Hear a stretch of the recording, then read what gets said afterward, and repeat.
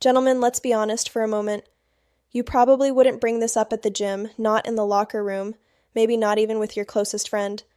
But the thought has been there quietly, persistently, for years, maybe even decades. Am I normal? I'm Dr. Narita, a urologist who has spent 12 years helping men regain confidence, intimacy, and peace of mind. And today, we're going to tackle one of the most common yet most unspoken questions in men's health: penis size. We're going to separate myth from science, fantasy from biology, and insecurity from truth, because millions of men silently carry doubts that were never theirs to begin with. Before we dive in, do me a quick favor. Drop a comment and let me know where you're watching from. Hit that like button if you've ever wondered about this topic. And of course, subscribe to Dr. Narita on men's health, because every week I share science-backed answers to the questions men are often too embarrassed to ask. All right, let's start with the biggest myth of all. Here's the truth that might surprise you. More than 90% of men are completely normal. Yes, you heard that right. A landmark global study, over 15,000 men, published in the British Journal of Urology International, found that the vast majority of men fall squarely within a healthy average range. So, why do so many men still feel inadequate? It starts early. Picture this. You're 13 or 14, stumbling across your first adult video. You don't realize you're not watching biology, you're watching performance. Those actors, they weren't chosen at random. They were cast for size, shot with special angles, enhanced with lighting, even digitally edited. That becomes your reference point. Then you add locker room chatter, crude comparisons, and cultural jokes. Suddenly, a completely average body starts to feel like not enough. Studies show up to 60% of men feel some dissatisfaction with their size, even though 95% of them are completely normal by medical standards. And here's another truth bomb. When women are surveyed, only 5 to 10% say size is very important in a partner. Most say connection, confidence, and intimacy matter far more. So the problem, it's not biology, it's perception. And perception, gentlemen, can be changed. Now, let me step into my role as your doctor for a moment. I've been a practicing urologist for over 12 years. I've spoken with thousands of men, some in their 20s, many in their 60s, and 7s, and beyond. And I can tell you this with absolute certainty. Men almost always underestimate themselves. Women almost always care less than men imagine. And biology almost always lands you in the normal range. But here's the catch. Most men never learn how to measure correctly. They use bathroom mirrors, inconsistent methods, or compare themselves in the worst possible conditions. That's like stepping on a broken scale and believing the number is real. No wonder anxiety builds. So, today I'm going to give you the step-by-step method doctors use in clinical research. After this, you'll know how to measure accurately. No more guessing, no more distorted comparisons. But before we get into the how, let's look at the actual numbers because the facts may shock you.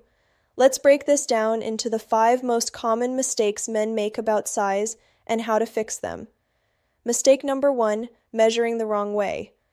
Most men measure from the skin, not the bone, or they do it half aroused, or worse, they compare themselves when cold or anxious. Here's the correct medical method. Stand upright. Use a ruler or soft tape. Place it on the top of the penis, pressing gently into the pubic bone, not just the skin. While flaccid, gently stretch the penis to its full natural length. Measure from the base to the tip. That's called the flaccid stretch length, and it reliably predicts your true erect length. For girth, wrap a soft tape around the thickest part of the shaft. Mark the overlap and measure. Most men who try this for the first time realize they're longer than they thought. Mistake number 2, believing fantasy instead of science. A huge 2015 study, nearly 15,000 men worldwide, found the following averages.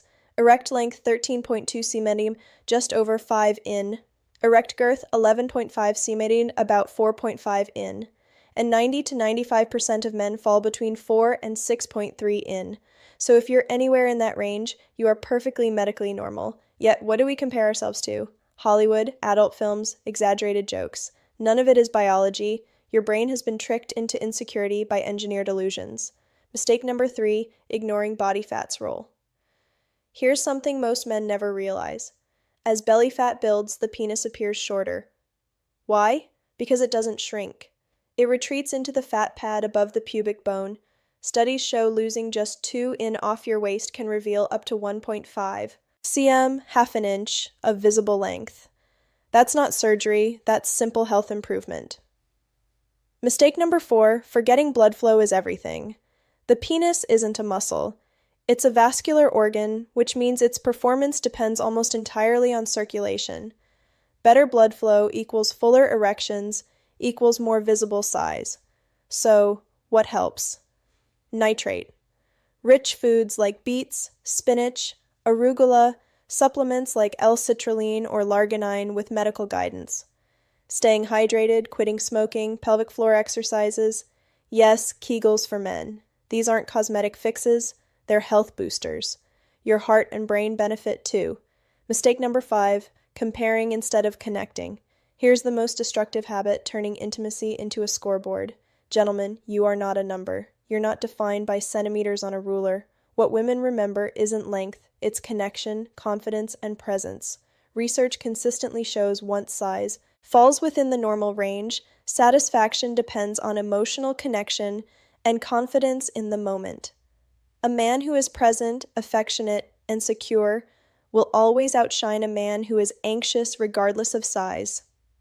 All right, let's pull this together into a simple plan you can start today.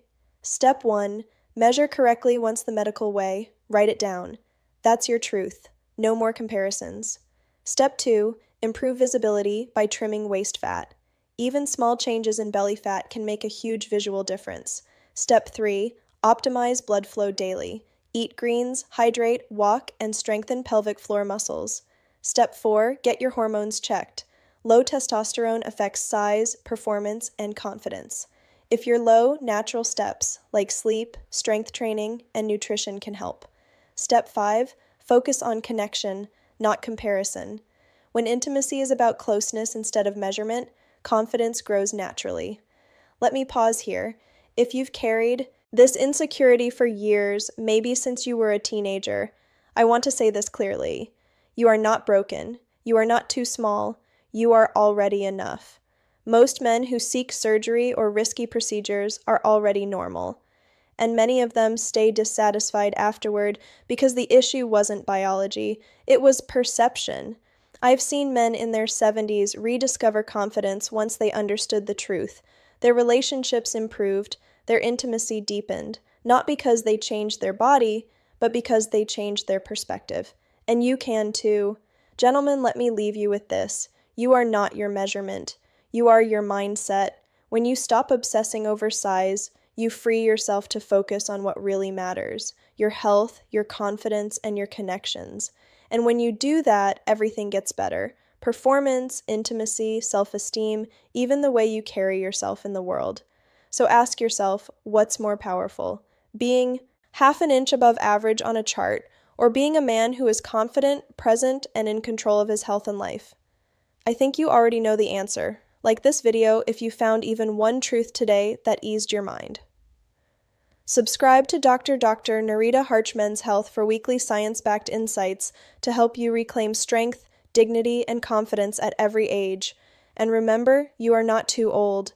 You are not too small. You were simply never told the truth. Now you know it. I'll see you in the next video. So, here's your action step.